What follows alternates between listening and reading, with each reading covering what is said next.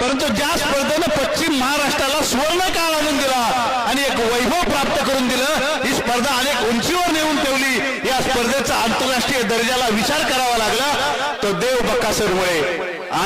अनेक नामवंत बैल असतील, सोनारपाड्याचा सोने असेल, बलमा असेल, मथुरी असेल, पण बकासूरचं स्थान मात्र फार वेगळं आहे. या बैलामध्ये काहीतरी वेगळं आहे, काहीतरी चैतन्य आहे, काहीतरी अद्भुत कलाकृती आहे. परमेश्वराने अनेक माणसं जन्माला घालावी, पण परमेश्वराने खऱ्या अर्थानं देवातला बैल जन्माला घालावा आणि मोळी सेन यांच्या घरात तो जन्माला यावा. यांसारखं भाग्य कुठलं असू शकतं. आणि अशा पद्धतीनं ज्या स्पर्धेचा खऱ्या अर्थानं या ठिकाणी मान त्याला जातो, ज्या स्पर्धेचं तो खऱ्या अर्थानं आकर्षण ठरतो आणि वैभवशाली स्पर्धेचा सर्वांग सोहळ्याचा नेत्रदीपक क्षण जर कुठला असेल, नेत्रदीपक योग जर कुठला असेल, तो हाच म्हणावा लागेल. आणि या स्पर्धेच्या निमित्तानं आपण सारेजण पाहताय, या मैदानावर साऱ्या प्रेक्षकांच्या नजरा खेळल्या तो देव बकासूरच्या निमित्तानं.